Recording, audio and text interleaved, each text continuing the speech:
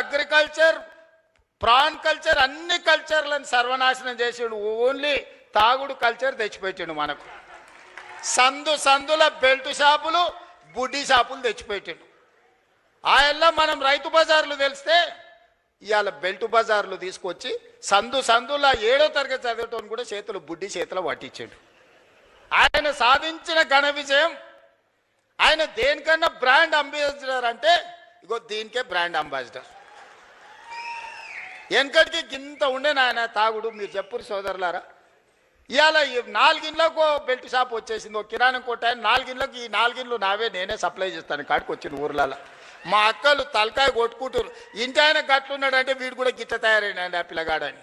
సాయంత్రం 6 కాకముందే గోడలు పట్టుకొని నడుస్తారు 12-16 ఏళ్ళ పిల్లలు. మా అక్కలకు గోస తెలవాలి. ఇంటి ఆయన ఎట్లో అట్లా మోస్తే ఇంకేముందో నా జీవితం అంటే ఇట్లా అయిపోయింది. కానీ నా కొడుకన్నా మంచోడు అవుతాడు, చదువుకుంటాడంటే పిల్లలను కూడా తాగుబోతులను తయారు చేసాడు చంద్రశేఖరరావును చూసి. ఇవాళ ఆయన వచ్చి ఇంకా ఆయన రావాలి బయటికి. ఆయన కోసం ప్రజలంతా ఉర్రూతలు ఊతుర్రు. ఇక అయ్యగారి కోసం ప్రార్థనలు చేస్తున్నారు అని చెప్తున్నారు వీళ్ళిద్దరు పిల్ల రాక్షసులు గల్లీలో తిరిగి.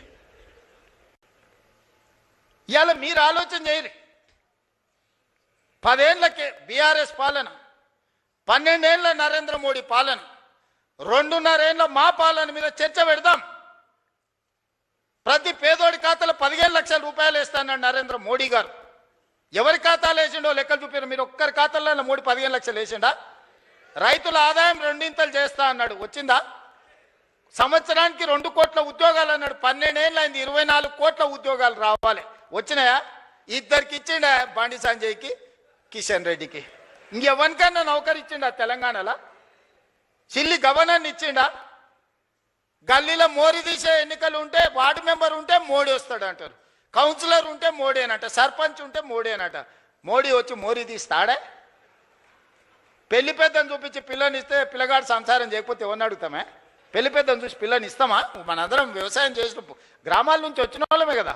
పిల్లగాడు దుక్కి దుంతాడా, లేదా వ్యవసాయం చేస్తాడా, లేకపోతే నౌకరు చేస్తాడా, వీడు ఎంత సమర్థుడు అని పిల్లని ఇస్తాం. కానీ పెళ్లి పెద్ద గట్టోడు పెళ్లి పెద్దను చూసి పిల్లని ఏమంటే చెప్పు తీసుకొని కొడతారు వాడు రేపు సంసారం చేయకపోతే. బీజేపీల గతి గట్లుంది. నిన్నమాన ఒక ఆయన వచ్చిండు, నవీనో నమోనో, ఆయన పేరు ఏందో నాకైతే మొత్తం తెలియదు. కానీ ఇంకా ఆయన వచ్చి చెప్తుండు వచ్చేది మాదే అని. ఏంది వచ్చేది మీది? పన్లీగులో పట్టించాలి.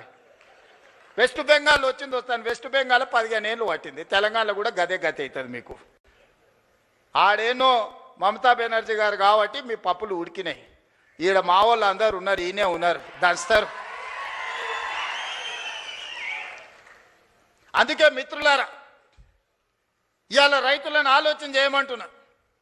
8,11,000 కోట్ల రూపాయల అప్పు నుంచి, నెల జీతాలు ఇవ్వలేని పరిస్థితి నుంచి ఒకటొకటిగా 8,000 కోట్ల రూపాయలు రిటైర్మెంట్ బెనిఫిట్స్ ప్రభుత్వ ఉద్యోగస్తులకు బకాయిలు పెట్టి 58 ఏళ్ల రిటైర్మెంట్ వయస్సును వాళ్లకు బెనిఫిట్స్ ఇవ్వాల్సి వస్తుందని 61 ఏళ్లకు పెంచితే 2024 నుంచి ప్రతి నెల 1000 మంది రిటైర్ అయ్యి 1000 కోట్లు నాకు అదనంగా రిటైర్మెంట్ బెనిఫిట్స్ ఇవ్వాల్సి వచ్చింది. ఆర్టీసీలో బంద్ పెట్టి వందలాది మంది కార్మికులు చచ్చిపోయి 100 రోజుల పైగా దీక్ష చేసి 100 మంది చచ్చిపోతే ఆర్టీసీ లాస్లో మునిగి నడవలేని పరిస్థితి, టైర్లకు ట్యూబ్లకు పంచర్లు వేసుకునే పరిస్థితి లేకుండా ఆర్టీసీ. ఇవాళ ఆర్టీసీ 1000 కోట్ల రూపాయల లాభంతో నడుస్తుంది. ఇవాళ సింగరేణి కష్టపెట్టి నిలబెట్టినాం, విద్యుత్ శాఖను ప్రక్షాళన చేసినాం, ఆర్థిక శాఖ ఈరోజు కష్టపడి నిలదొక్కుంటుంది. వ్యవసాయ శాఖ గురించి నాకంటే మీకెక్కువ తెలుసు. రెవెన్యూ శాఖ ధరణి పేరు మీద ఘడీల కోసం గులాంగిరి చేసే వ్యవస్థను తీసుకొస్తే ధరణిని బంగాళాఖాతంలో వేసి భూభారతి తీసుకొచ్చి ఈరోజు మీ సమస్యల్ని ఈ ప్రభుత్వం పరిష్కరిస్తలేదా? మా అక్కలు ఈయనే ఉన్నారు. ఆ ఎల్ల అమ్మగారింటికి పోవాలన్నా, అమ్మవారిని దర్శించుకోవాలంటే అయితే ఇంటి ఆయనని అడగాలి, లేకపోతే పిల్లల్ని అడగాలి. బస్కిరాయి బిడ్డ అమ్మని చూసి వస్తా అంటే ఇప్పుడు నువ్వు ఏముందమ్మా నీకు దసరాకు వదువుగాని అనేటోళ్ళు ఉగాదికి అడిగితే. ఇవాళ ఇంటి ఆయన బావికాడిపోతే అక్క బస్ ఎక్కి చక్క పోయి అమ్మని చూసి మళ్ళీ వచ్చి ఎప్పటిలాగా వంట వండుకుంటా ఈటీవీ మా టీవీ సీరియల్ చూస్తుంది. అక్కలారా మీరు చెప్పండి, మీ తమ్ముడు ముఖ్యమంత్రి అయినప్పటి నుంచి ఎవరన్నా మిమ్మల్ని ఒక్క పైసనన్నా బస్ కిరాయి అడిగినరా? అక్క ఒట్టేసి చెప్పురి, 7 కన్నా ఎవరన్నా అడిగిర్రా? ఉచితంగా బస్సు ఇవ్వలే అక్క మీకు అందరికీ? 11,000 కోట్ల రూపాయలు మీ తరఫున ఆర్టీసీకి నేను కడితే ఇవాళ 1,000 కోట్ల రూపాయల లాభంతో ఆర్టీసీ నిలబడ్డది.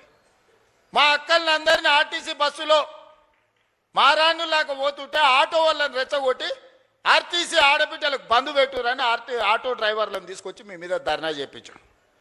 చెప్పి ఇరుగుతుందని చెప్పిన ధర్నా చేయించినోనికి మా అక్కల దగ్గరకు పోయారంటే ఇరుగుతుంది, దేశాలు ఏ కూర మూసుకొని ఇటుకోరానంటే అందరు ఎక్కడోళ్ళు అక్కడ పోయారు. అట్లా మా అక్కల్ని ఉచితంగా బస్సులో పోతురని అవమానకరంగా చూస్తుంటే 1000 బస్సులు కొనిచ్చి 1000 బస్సులకు యజమానులకు మా మహిళా సంఘాలను చేసి యజమానులను చేసిన మా అక్కలు ఇవాళ 1000 బస్సులకు యజమానులు. ఎవరో దాన ధర్మం మీద బస్సులో ఉచితంగా తీసుకుపోతే ప్రయాణం చేసేటోళ్ళు కాదు, 1000 బస్సులకు యజమానులు చేసిన. సోలార్ విద్యుత్ అంటే అదాని అంబానీ అంటే 1000 మెగావాట్ల సోలార్ విద్యుత్ మా ఆడబిడ్డలకు ఇచ్చి ఈరోజు విద్యుత్ ఉత్పత్తి చేసే పెట్టించి ఈరోజు బట్టిగారితో ఒప్పందం చేపించి ఇవాళ మా అక్కలకు అందరికీ సోలార్ విద్యుత్ ఉత్పత్తి చేసే యజమానులను చేపించిన.